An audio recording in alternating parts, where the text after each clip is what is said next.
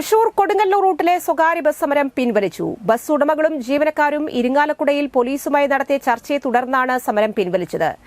Thrissur rural district crime record bureau DYSP സുരേഷിന്റെ നേതൃത്വത്തിൽ നടത്തിയ ചർച്ചയിലാണ് ഒത്തുതീർപ്പായത്. മാപ്രാണം ബ്ലോക്ക് ജംഗ്ഷനിലും മറ്റ് ഡീവിയേഷനുള്ള സ്ഥലങ്ങളിലും പോലീസ് ഉദ്യോഗസ്ഥരെ നിയോഗിക്കാമെന്നും കരുവന്നൂർ അഞ്ചോവ് പെട്രോൾ പമ്പിനു സമീപം കലുങ്ക് നിർമ്മാണം നടക്കുന്നിടത്തെ ഗതാഗതക്കുരുക്ക് പരിഹരിക്കാൻ ചെറുവാഹനങ്ങൾക്ക് ഊരകം പല്ലിശ്ശേരി വഴി രാജ കമ്പനി പരിസരത്തേക്ക് എത്തുന്ന വിധത്തിൽ ഗതാഗത നിയന്ത്രണം ഏർപ്പെടുത്താമെന്നും സ്റ്റുഡന്റ് പോലീസിനെ കൂടുതൽ സ്ഥലങ്ങളിൽ ഏർപ്പെടുത്താമെന്നുമുള്ള ഉറപ്പിലാണ് ഒത്തുതീർപ്പായത്. മാപ്രാണം ലാൽ ആശുപത്രി പരിസരത്ത് ഗതാഗത നിയന്ത്രണം തെറ്റിച്ചെത്തിയ വാഹനങ്ങൾക്കെതിരെ ബസ് ഉടമകൾ നൽകിയ പരാതിയിൽ നടപടി സ്വീകരിക്കാമെന്നും ഉറപ്പു നൽകി. മാപ്രാണം മുതൽ പുത്തൻതോട് വരെ റോഡ് നിർമ്മാണം ആരംഭിച്ചതോടെ നിലവിൽ തൃശൂരിൽ നിന്നും ഇരിങ്ങാലക്കുടയിലേക്ക് ഒറ്റവരി ഗതാഗതമാണ്.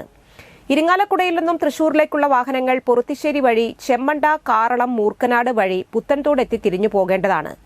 ഈ വാഹനങ്ങൾ നിയന്ത്രണം തെറ്റിച്ച് വലിയ തോതിൽ നിർമ്മാണം നടക്കുന്ന റോഡിലൂടെ എത്തുന്നത് ഗതാഗതക്കുരുക്കിന് കാരണമാണ്.